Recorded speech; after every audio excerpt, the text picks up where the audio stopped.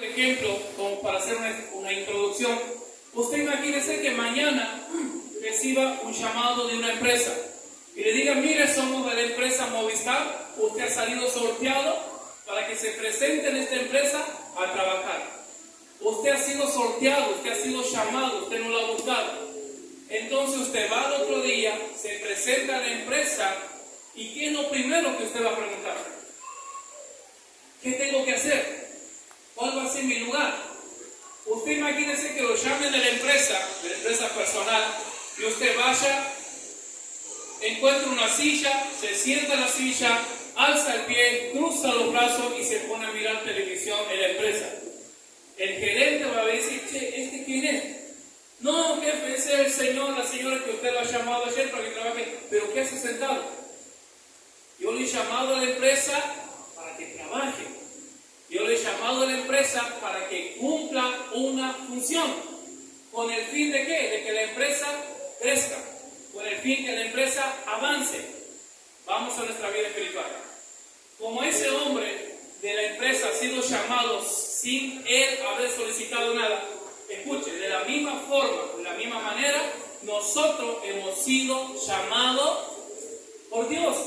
Hemos sido escogidos, hemos sido seleccionados por Dios desde antes de la fundación del mundo. Dice que Dios ya nos conocía.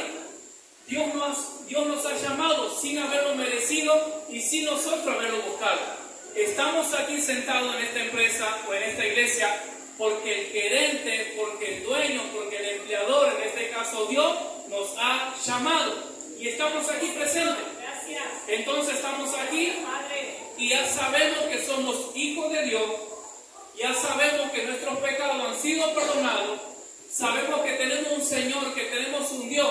Pero, como aquel señor que ha ido a la empresa del personal y se ha sentado, ha cruzado sus brazos y ha levantado el pie mirando la tele, no podemos estar así en la iglesia como hijos de Dios.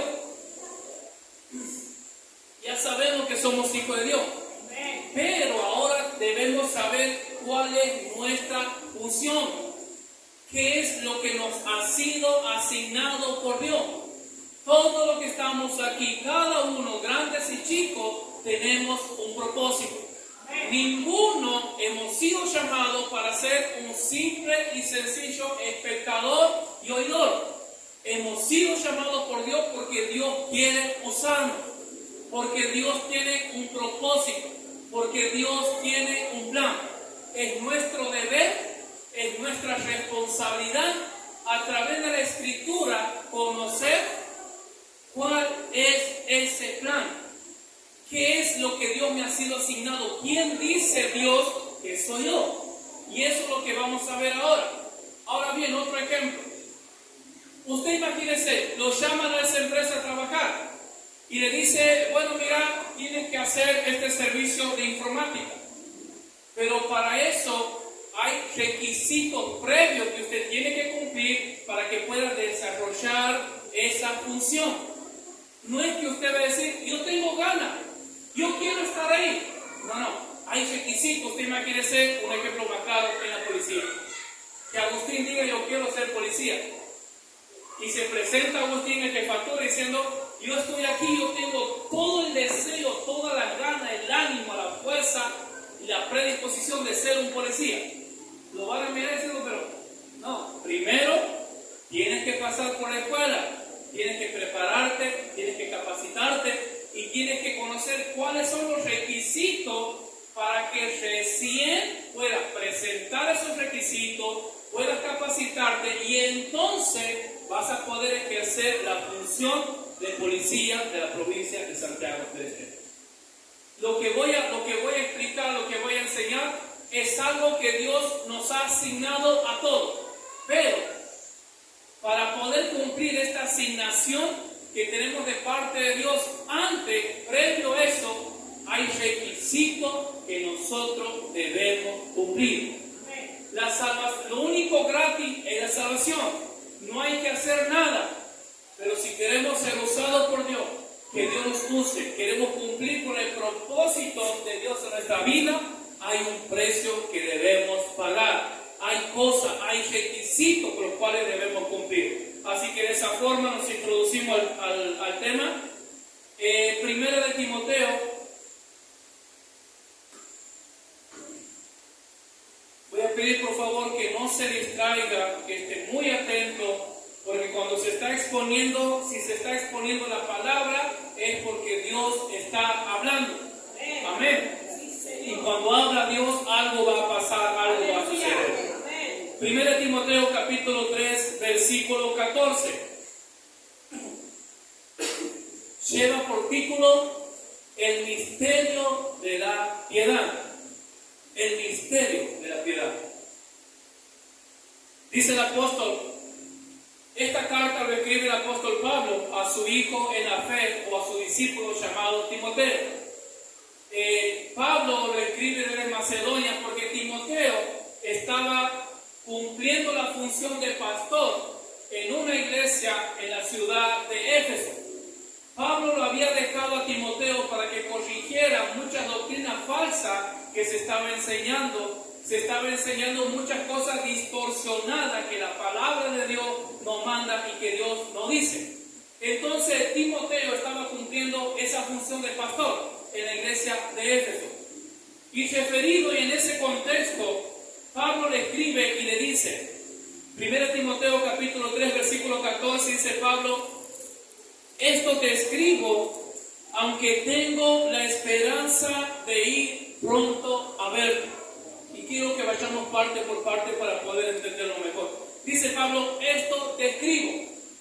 Esta palabra que dice escribo está haciendo referencia precisamente a esta carta que lleva por el nombre de su discípulo que Pablo estaba escribiendo a Timoteo.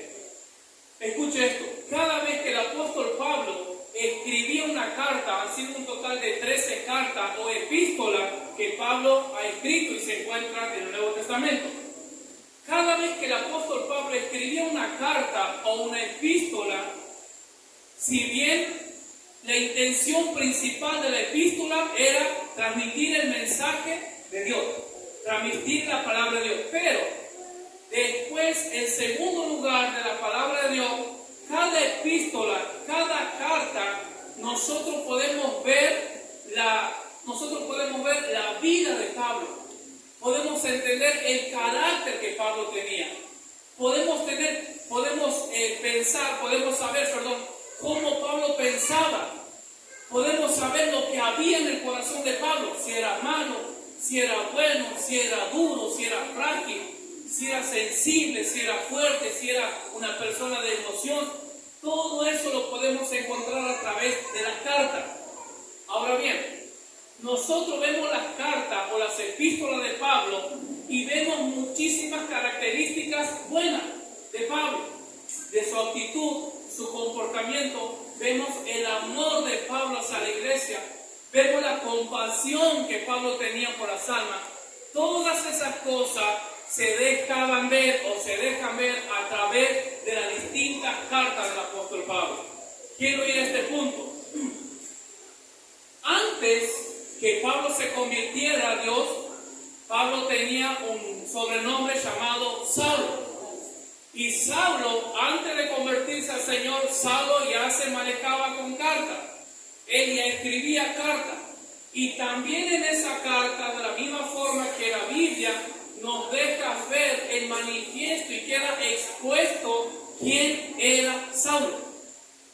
De esta manera dice el libro de Hechos, capítulo 9, versículo 1 y 2. Dice, Pablo respirando, escuche, Pablo, antes de conocer a Cristo, en esta carta dice, Pablo respirando amenaza y muerte.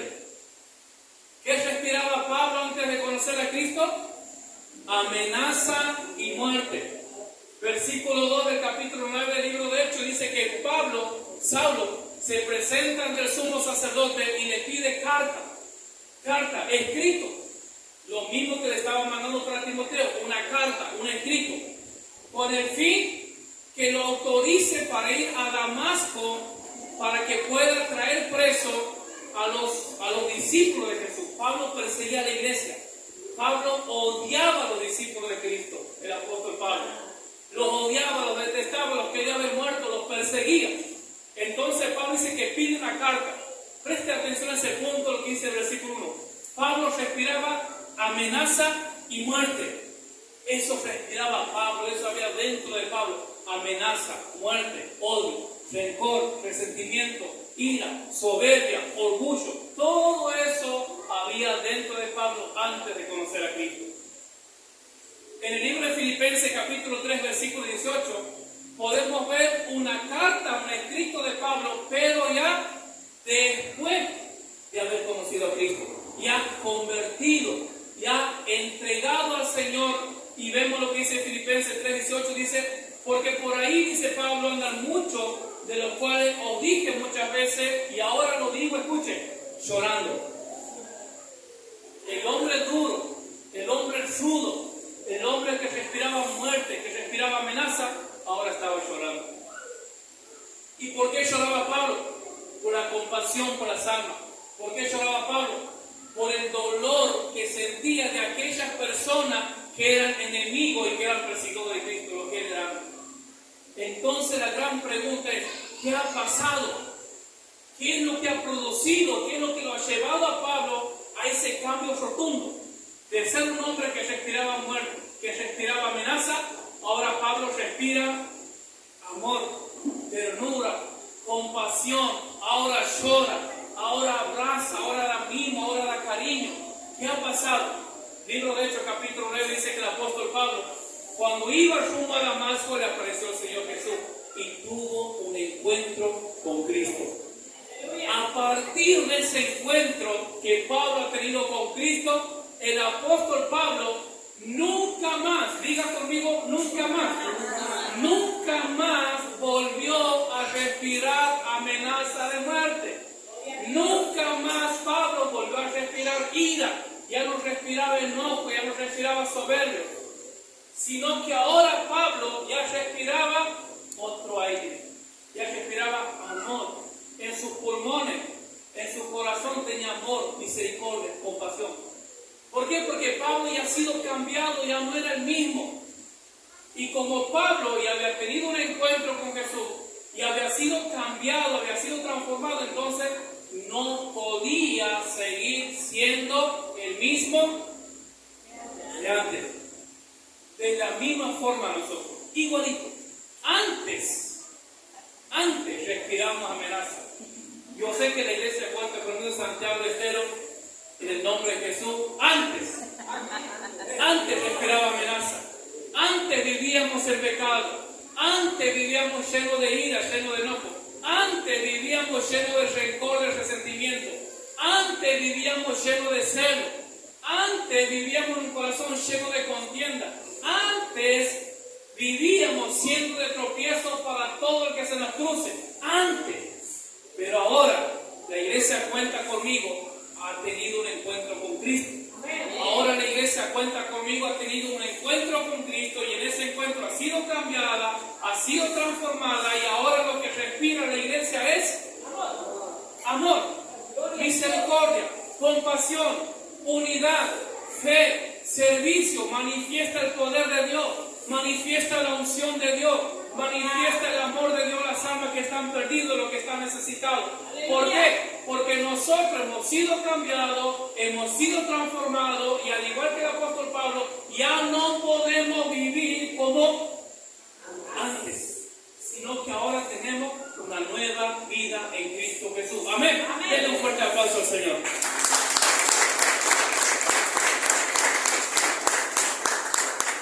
Bien. Ahora bien, el versículo 15 del mismo libro nos explica el motivo o la razón por la cual Pablo escribe esta carta.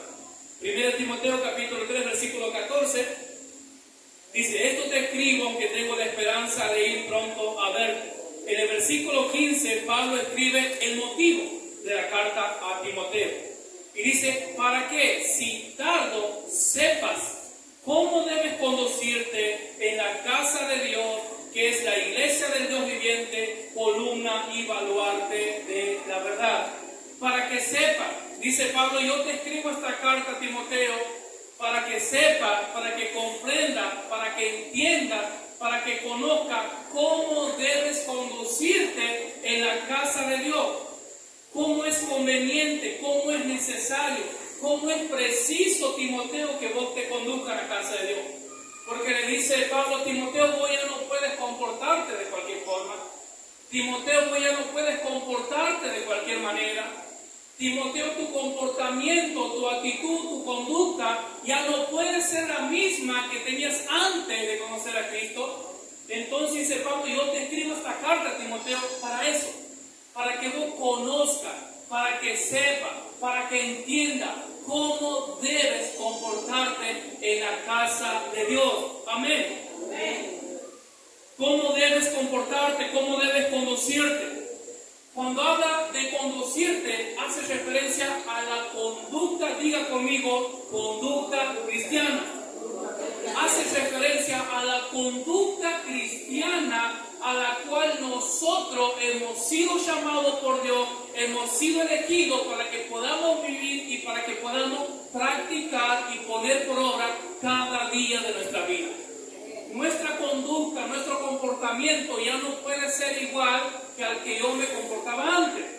Si antes odiaba, si antes me enojaba, si antes tenía celo, tenía pleito, ahora mi conducta ya es una conducta cristiana.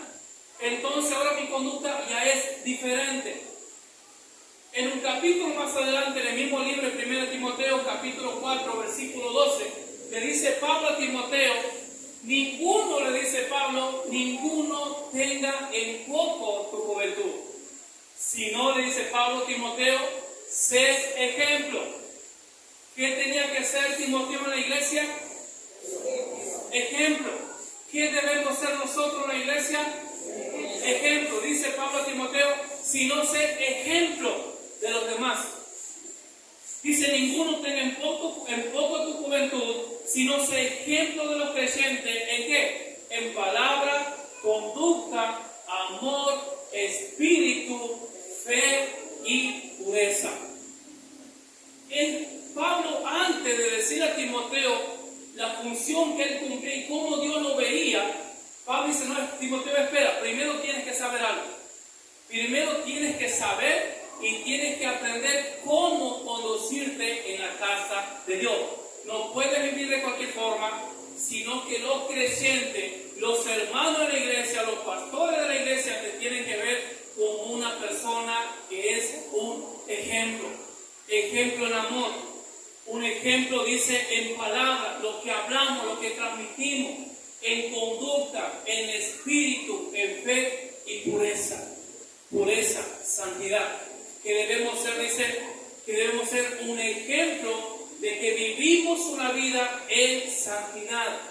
Y vivir una vida en santidad significa que vivimos una vida apartada de todo pecado, que vivimos una vida apartada de toda desobediencia a la palabra de Dios. Dice, para que sepa cómo debes conducirte en la casa de Dios, que es la iglesia del Dios viviente. Ahora aquí hay tres tipos de iglesia según la Biblia. En primer lugar, tenemos la iglesia del templo físico. Vayamos por favor al libro de San Mateo.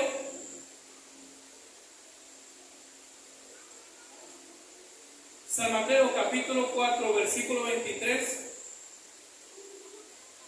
Dice, y recorrió Jesús toda Galilea, enseñando en donde, en las sinagogas de ellos, y predicando el evangelio del reino, y sanando toda enfermedad y toda dolencia en el pueblo.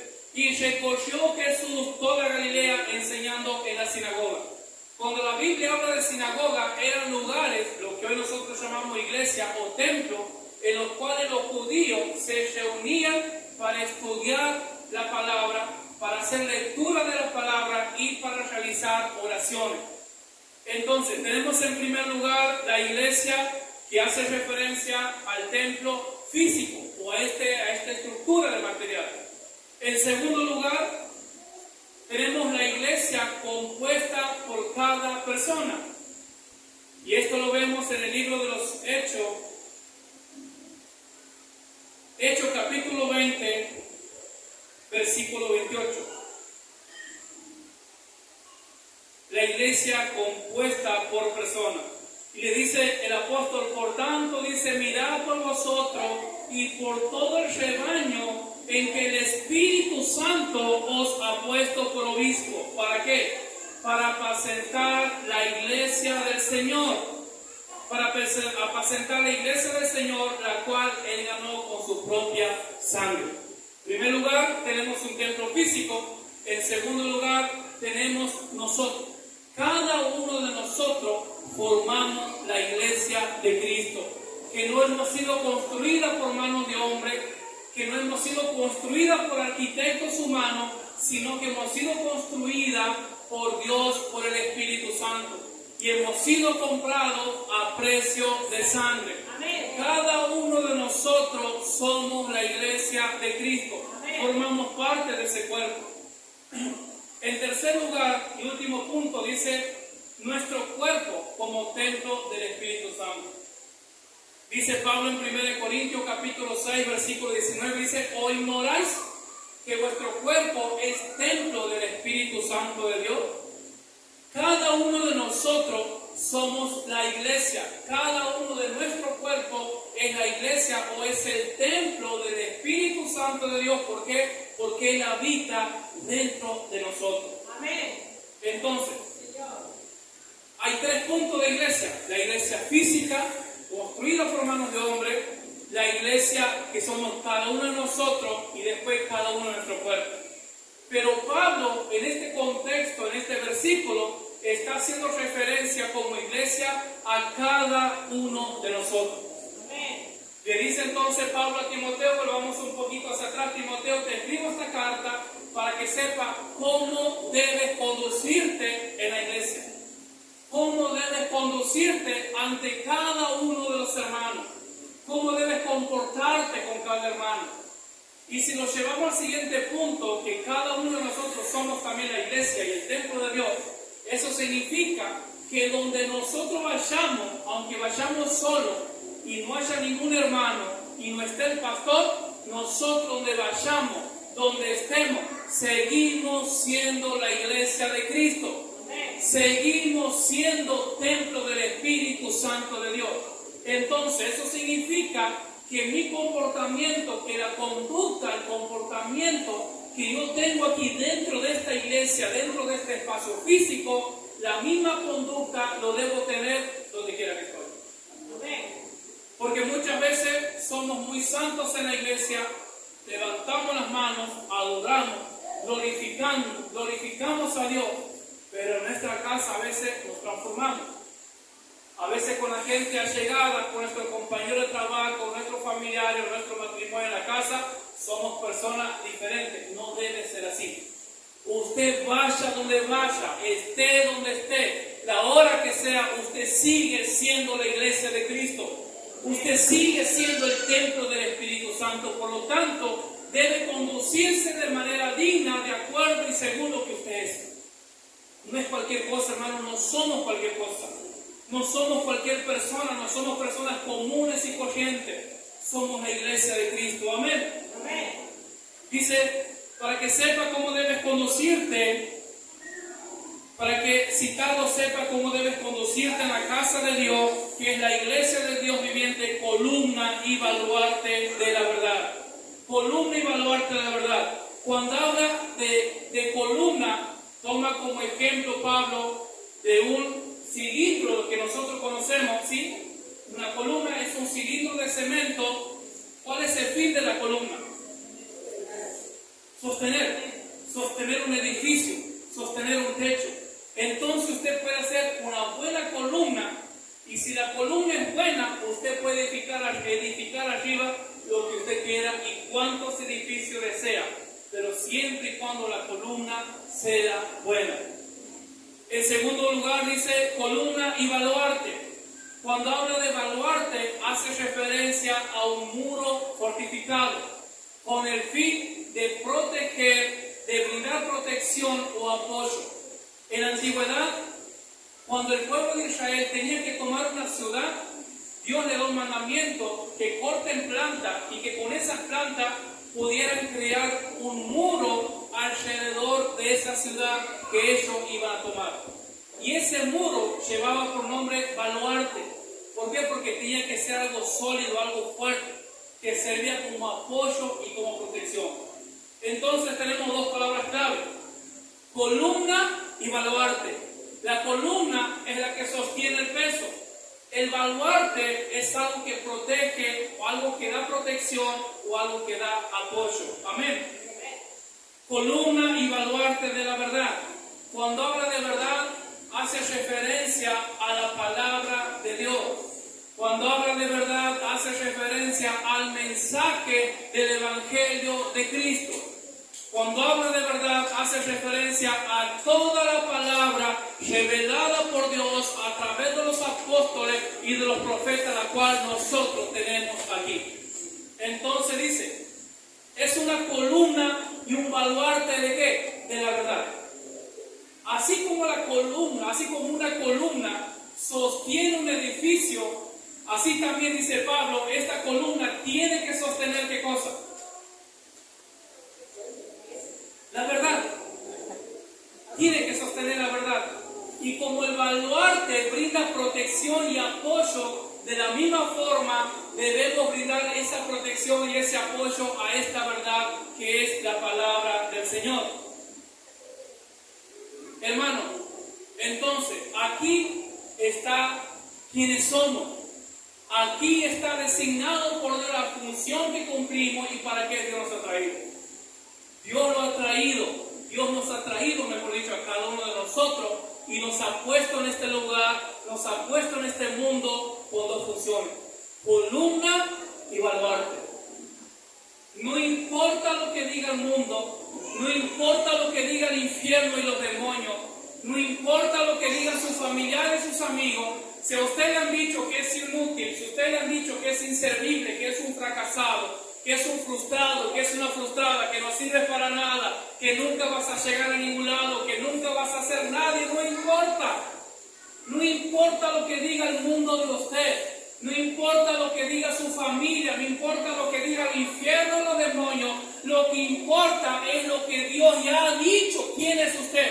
Y Dios le dice, yo te he traído, yo te he escogido y te he puesto como columna en mi casa, en mi templo. ¿Le parece poco? Entonces no vivamos, hermanos, frustrados, fracasados. No, es que me han dicho que no sirvo para nada y me siento mal. No, es que no me valora. No importa si no te valora. No importa si te subestima, no importa. ¿Por qué? Porque lo importante es que Dios ya ha decretado, que Dios ya ha dado su palabra y Dios ya ha dicho quién es usted. Y usted es columna de la verdad, columna de la palabra de Dios, de aquella palabra con la misma, dice al principio, dice Juan capítulo 1, versículo 1, en el principio era el verbo y el verbo era con Dios. Y cuando habla de verbo hace referencia a la palabra de Dios. Es la misma palabra con la que Dios ha creado el cielo. Es la misma palabra con la que Dios lo ha creado al mismo diablo, al mismo Satanás y a todos los demonios.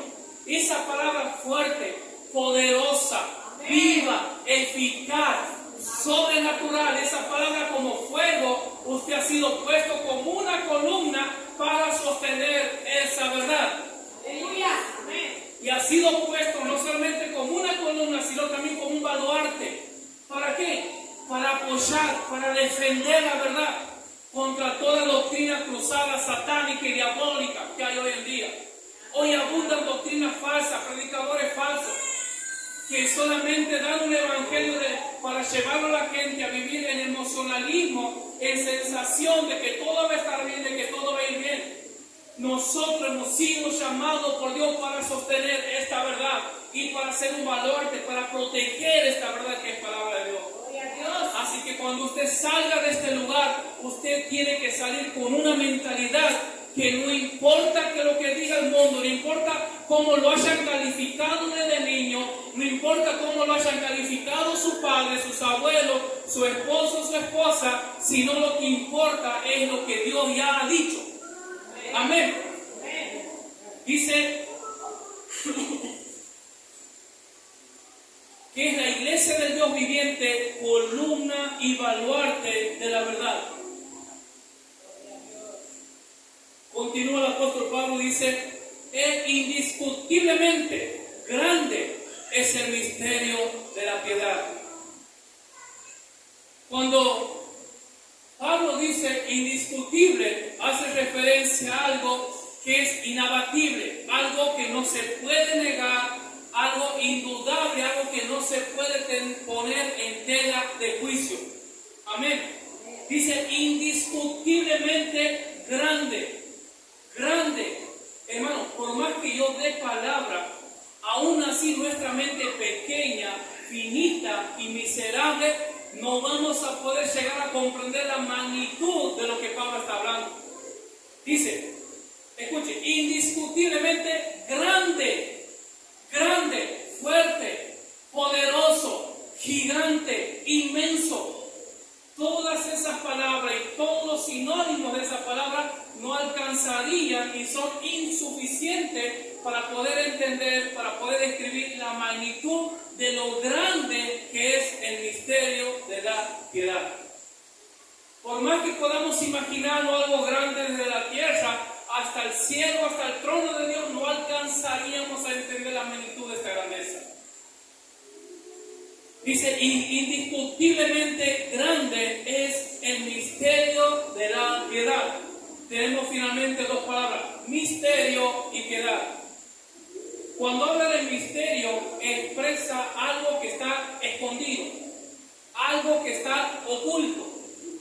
Y cuando el apóstol Pablo utiliza este término, esta palabra misterio, hace referencia a la vida de Cristo, hace referencia al Evangelio de Cristo, pero específicamente Pablo hace referencia al plan de salvación que Dios ha tenido, que Dios ha creado desde antes de la fundación del mundo para que nosotros podamos alcanzar perdón de pecado y la salvación de nuestra alma. Ese es el misterio del que Pablo habla. Dice Pablo, grande, indiscutible es el misterio de la piedad. De esta manera menciona el apóstol Pablo en el libro de Colosenses capítulo 1 versículo 26, dice, el misterio que había estado oculto desde los siglos y edades, pero que ahora ha sido manifestado a sus santos.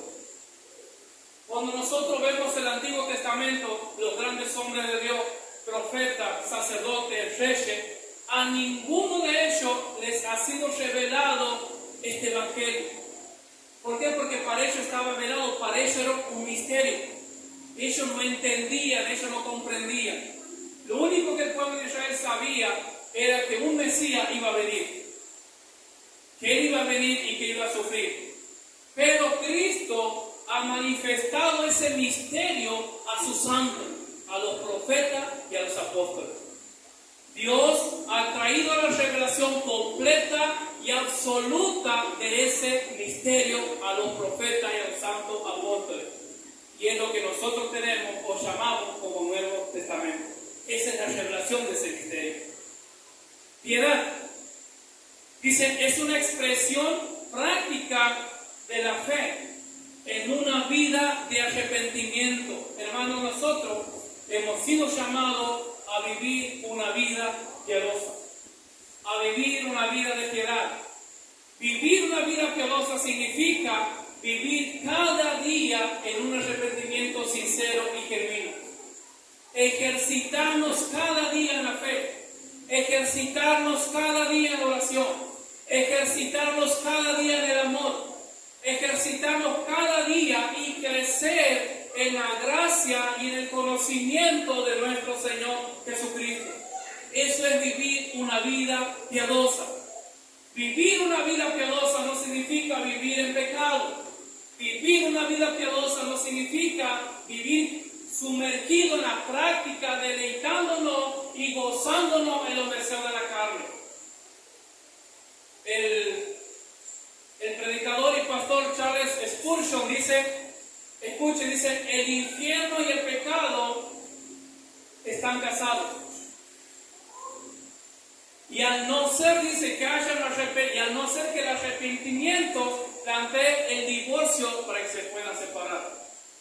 Infierno y pecado están casados. Al no ser, dice, que el arrepentimiento ponga el divorcio para que pueda haber separación. Si vivimos una vida de pecado, aquí estamos ligados y unidos a eso, a lo que el Espíritu Santo ya ha puesto aquí, a eso estamos unidos. Pero gracias y gloria a Dios que podemos tener arrepentimiento. Gracias a Dios que cada día es una nueva oportunidad para poder comenzar de nuevo, reconociendo nuestros errores, reconociendo nuestros pecados y decir, Señor, quiero comenzar una nueva vida. Amén. Ahora bien, el misterio de la piedad, ¿a qué hace referencia exactamente? En el versículo, último versículo 16, dice Pablo, e indiscutiblemente grande es el misterio de la piedad. Y la pregunta es, ¿para qué Dios nos puso como columna y baluarte? ¿Qué es lo que tenemos que sostener? ¿Qué es lo que tenemos que proteger y defender con nuestra vida? Y lo que tenemos que proteger y lo que tenemos que defender en nuestra vida es lo que Pablo describe a continuación. Dice, indiscutiblemente grande es el misterio de la piedad. ¿Cuál? Dice el primer punto, Dios fue manifestado en carne. Libro de San Juan, capítulo 1, versículo 1, puede tomar nota. Dios fue manifestado en carne. Esto hace referencia que Dios vino en forma de hombre a la tierra. Hace referencia a Cristo Jesús, que era 100% Dios y 100% hombre. Esa es la verdad de la cual nosotros debemos defender. El segundo punto, dice Pablo, justificado en el Espíritu. Libro de Hebreos, capítulo 7, versículo 6. Esto hace referencia a la justicia, o que Cristo ha sido considerado justo, sin pecado, sin mancha, ha vivido una vida intachable, irreprensible delante del Padre a través del Espíritu Santo de Dios. En tercer lugar dice, visto de los ángeles. Libro de San Mateo, capítulo 28, versículo 2, dice que un ángel descendió del cielo para remover la piedra cuando Jesús había resucitado. También dice que cuando Jesús estaba en agonía, vinieron ángeles, cuando estaba en ayuno en el desierto, dice que vinieron ángeles y le servían. Cuando el apóstol dice, visto por los ángeles, hace referencia a que aún los ángeles del cielo y aún los ángeles caídos y Satanás y todos los demonios han sido testigos de Cristo en la tierra. Han sido testigos que Dios ha venido a esta tierra en forma de hombre, que ha dado su vida, que ha vencido la muerte, que ha dado la victoria sobre el pecado y que los ha limpiado con su sangre. Visto de los ángeles, predicado a los gentiles. Mateo capítulo 24, versículo 14, dice Jesús, vayan y prediquen el Evangelio. Esas son las verdades, hermanos, para las cuales nosotros hemos sido llamados a sostener. Porque hoy en día, si usted presta atención y escucha, se dicen tantas locuras en contra de la palabra de Dios. Pero nosotros debemos estar seguros, debemos estar convencidos que estas características, que estas cualidades es la verdad de Dios, y nosotros debemos estar dispuestos, si es necesario, a entregar nuestra vida defendiendo esta verdad. Por último dice el apóstol, recibido en gloria. Esto hace referencia a que Jesús, después de haber resucitado, ascendió al cielo y se ha sentado a la diestra del Padre. Esas verdades son las que nosotros debemos defender con nuestra vida. Hemos sido llamados por Dios, nos ha puesto por columna y por baluarte para defender, para proteger estas verdades eternas, poderosas, sobrenaturales, inmutables de parte de Dios. Y tenemos el mejor ejemplo de Cristo Jesús. Cristo ha dado su vida defendiendo esta verdad. Ha entregado su vida, ha entregado su cuerpo, ha dejado su reino, ha dejado su gloria, ha dejado su trono. Lo ha dejado todo defendiendo esta verdad.